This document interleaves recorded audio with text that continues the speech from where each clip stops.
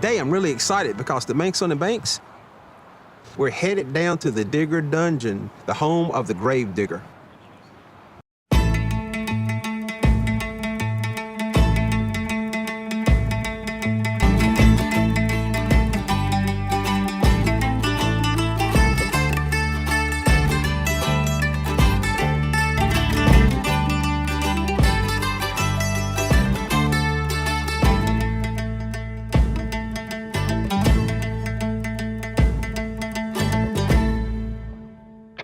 That stuff's flammable. It'll blow me up. What y'all trying to do to me?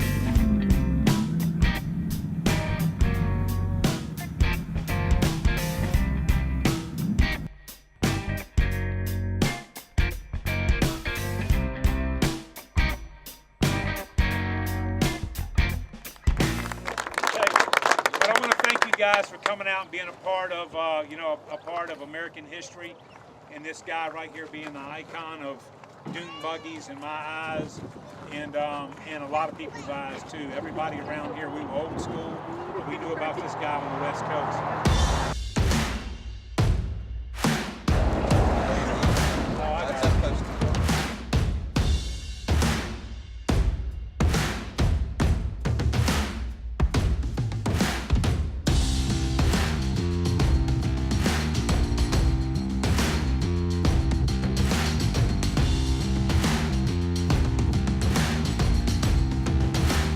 Big shiny truck, and he was dogging my junk, and I said, Gary Todd, I'll take this junk and give you a grave. And I put grave digger on the side of my truck with a spray bomb.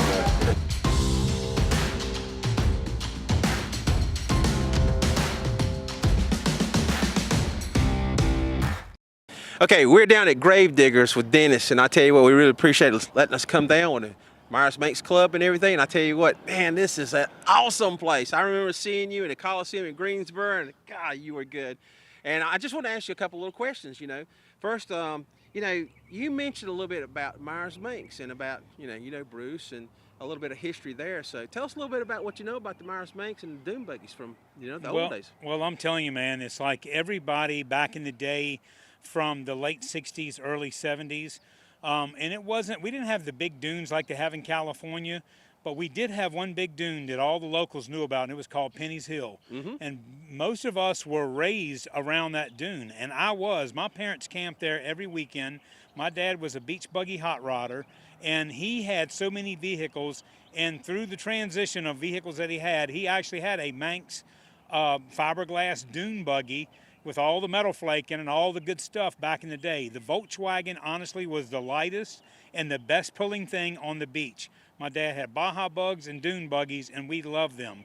I used to collect firewood riding up and down the beach at night while the adults were partying by the fire. The kids would go out, and I was the driver, and I actually drove those Dune Buggies when I was 11 and 12 years old up and down the beach collecting firewood. But my family grew up around them. It was a great thing, and I told Bruce today with the visit with him here on the property that I wish that if I'd have known he was going to be on the property today, would have never gotten rid of it. I bet you wish you'd kept that original one, didn't you? Yes, I do, man. We just didn't, we don't think about stuff like that back then, especially then. There's a lot more collectors out there now, but I got to say, man, that you guys rolled up in here, with a good stand of Dune Buggies today, and I'm honored to be a part of them. I'm honored that you guys would want to even come see me, come to my compound and check us out. So thank you guys very much for coming out. Oh man, well you're a legend. So I appreciate you taking some time with us, and boy, we have a good turnout of buggies, don't we? I don't know how many's here, but it's a whole parking lot side by side. It is. There's we have I don't know, we have somewhere probably around 30 buggies here, and I heard there's about between 80 and 90 buggies on the Outer Banks right now. Yep. So anyway, but yeah, like I say, we really appreciate you letting us come out and taking some time with us and seeing. Then this is Grandma, right? This is Grandma. This is the original, the first original Gravedigger. This was one of the first monster trucks. Now, the first Gravedigger actually was a mud truck, and earlier today we had that in the shop. You guys saw that, but this old Grandma right here, the first time that people saw monster trucks on TV, Yeah. this is the one they saw.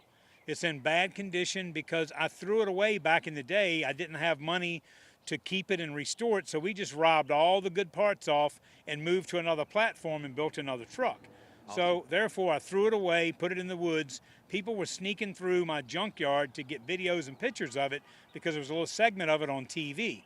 And I used to live here at this brick house, this facility that we're at right now. And so I cut a tree out from the back of it, took the backhoe, drug it out here in the front yard some years ago, so people didn't have to sneak through my junkyard. They could come out here and take all the pictures they wanted to. Well, we appreciate it, and I appreciate you letting us go through the shop, see the CNC machines, you know, shocks you're making, and all the things you do here. I mean, this is a great compound, and I want to just say thank you so much, and I really enjoyed meeting you, and you know, I appreciate your time. Yes, sir, and thank you, and thank all you, you know, the viewers and listeners out there. You know, support the Dune Buggies. Let's keep them alive. And whenever there's a monster truck show coming to town, get your butt in the seat and come watch us because we're going to be there. We'll be there. Well, thank you, sir. Appreciate it. Thank you.